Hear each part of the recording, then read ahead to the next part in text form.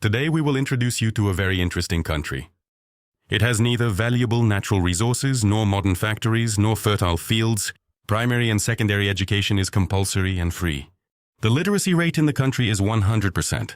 They don't print their own money here.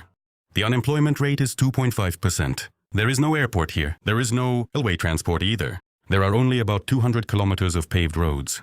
The country has never had an army or a ministry of defense. There are no prisons either. Lawyers and their activities are prohibited. Crime is one of the lowest in the world. 154 crimes per 100,000 residents.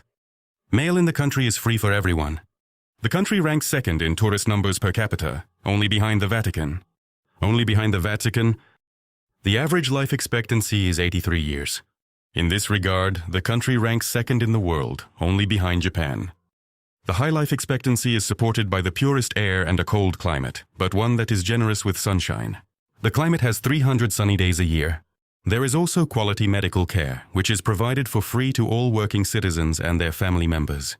Transactions in the country can be conducted in any currency, as there is no currency control in place. The overwhelming majority of the territory consists of mountains, forests, rivers, lakes, and meadows. The environment here is protected, and so is nature. Incomparable. Any tourist feels relaxed and comfortable. Everywhere you find excellent service and friendly people. Everything is cultured and civilized. You don't really want to leave there. This is Andorra. It's not easy to find Andorra on the map at first glance. A small territory, 468 square kilometers. It is nestled between the huge neighbors of Spain and France, whose sizes are 1,000 times larger. The little Andorra is amazing and attractive from all sides. People live here for a long time. The army is not needed, the climate is pleasant, and life is calm and measured. The residents here are not very talkative. They don't like to stand out from the crowd, even in the color of their clothing. Merged in love with the local stone, landscape houses, with unassuming streets, they don't shine with bright advertisements and come alive with tourists. Only by evening? But nevertheless, it is right here. According to shopping experts, the best products are available at the best prices in Europe. The country is a duty-free zone, so it's not surprising that in the stores you can find items from well-known brands priced 20–40% cheaper, and in similar stores in Europe. Andorra was a very remarkable country, especially in the last half-century. Already in the 1960s, hippies, during the height of military and nuclear escalation of the Cold War in the United States, highly appreciated the long-standing tradition of peace, neutrality, and demilitarization of the Pyrenean Principality. The reason was that Andorra spent $4.90 on weapons per year, and unlike other large countries, it was a safe country. Moreover, in this decade, the residents of Andorra have experienced a significant improvement in their quality of life thanks to trade. Favorable due to its status as a tax haven and smuggling and tourism, where sports facilities for skiing are already being built. The demand for labor, driven by economic success, caused a strong emigration from Spain and to a lesser extent from Portugal, which will eventually exceed the country's population. Today's Principality of Andorra mainly earns from tourism, which is facilitated by its geographical location. The country is located between the Pyrenean slopes, which are home to many ski resorts. The world-famous resort of Andorra la Vella is the capital of Andorra and home to golf clubs. In addition, the absence of many export duties helps keep prices low, which promotes shopping tourism.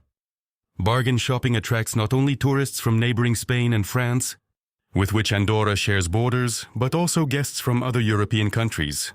Every year, the tiny state, which covers an area of 467 square kilometers and has a population of 90,000 people, is visited by more than 10 million tourists, which allows the country to be called one of the most tourist-friendly in the world.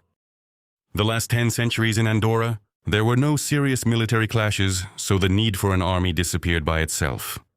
The police are more than enough to handle the rare conflicts between residents or unruly tourists. As a result, the professions of prison guards and lawyers have become extinct. Andorra is associated with France and Spain. This means that, while being a formally independent state, it still entrusts part of its powers to two neighboring countries, from which two co-princes are formally appointed, the President of France and the Bishop of Urgell from Spain. In reality, the country is governed by a parliament, the unicameral General Council of the Valleys. It should be noted that Andorra is not part of the European Union. Spain and France are responsible for the country's external security. As of today, the population of the country is roughly 50-50. indigenous people and immigrants, visitors are attracted by low taxes and a high level of trust in the banks. Moreover, there is a quite high percentage of former Russian citizens.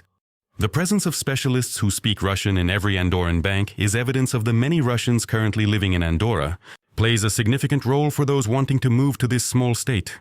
They create comfortable living conditions, the warm climate, clean mountain air, and as a result, one of the highest life expectancies in the world. 83.5 years. The tourism industry accounts for 80% of the country's GDP. Tourism is the main source of income for the state budget. The ski season, which lasts from early December to mid-April, is the most popular.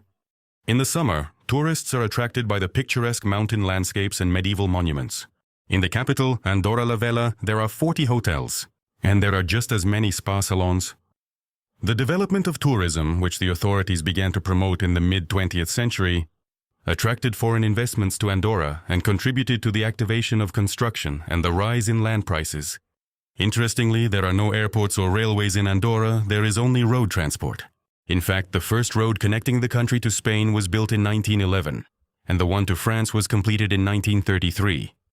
However, if you take a closer look at Andorra's economic system, it becomes clear it is essentially based on the principles of libertarianism.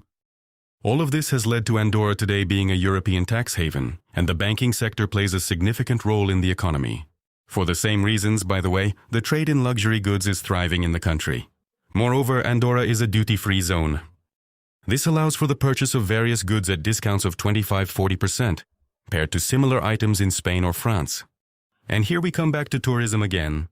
Most foreigners come to Andorra for just one day from neighboring France and Spain, to make advantageous purchases, taking advantage of significantly lower prices. In Andorra, prices are incredibly low, especially on the most popular goods, which has led to the rise of shopping tourism. According to those who have visited Andorra, New Andorra la Vella, the modern district of the capital, resembles a huge duty-free shop. It's worth mentioning the issue of currency and how it was resolved in Andorra. Officially, the country is not part of the Eurozone, but it uses the euro on its territory. It doesn't have its own currency. It can be said that Andorra entered the Eurozone in a de facto manner. Moreover, without considering the opinions of other European countries on this matter, and without conducting any negotiations.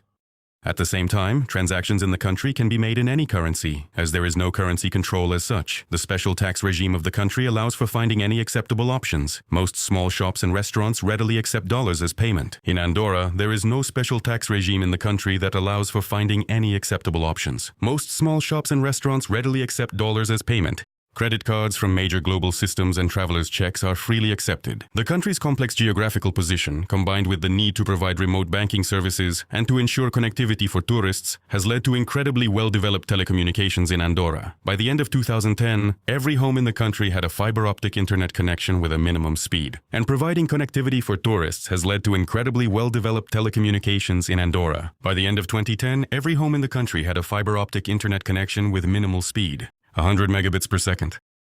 In Andorra, there is no private ownership of land, pastures, forests, or mineral resources. They are owned either by the state or by communities, which allocate land, pastures, and meadows among individuals. Since the Middle Ages, the profits from the sale of meat and pharmaceutical goods have gone into the treasury of the principality and are one of its sources of income. Andorra's industry is small and insignificant. Iron ore is depleted. Basically, there are a number of small enterprises that don't play a significant role in the state's economy. The iron ore reserves that once contributed to the development of primitive metallurgy have been depleted industrially since the end of the last century. And currently, Andorra is forced to import metal products from other countries. One of the most significant sectors of Andorra's economy is electricity production. In different areas of the country, tiny hydroelectric plants have been built on small but turbulent rivers, supplying electricity to the surrounding villages. The largest of them has $26.5 million. Exports some electricity to Catalonia. Tourism and souvenirs industry has grown.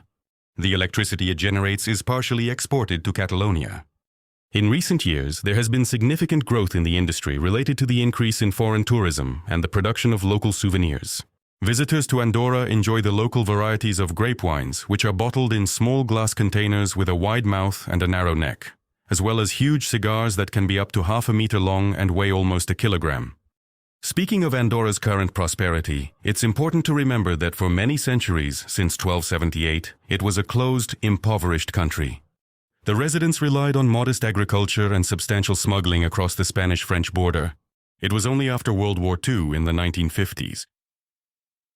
The country began the transformations that turned it into one of the wealthiest countries in Europe. But for this, the small Andorra first needed to open itself up to the world and base its economy on the principles of libertarianism. How does that happen? That the mountainous, small country got rid of the remnants of feudalism only in 1993, without oil, gas, and diamonds. It feels great and has a GDP of $50,000 per person, and it continues to develop. She didn't squander, steal, or waste her reserves because they simply don't exist. The standard of living is clearly higher now, even more than in neighboring Spain, which at one time had a bunch of colonies all over the world. How and why did they manage to do it? Maybe it's all about the people themselves. In culture, traditions,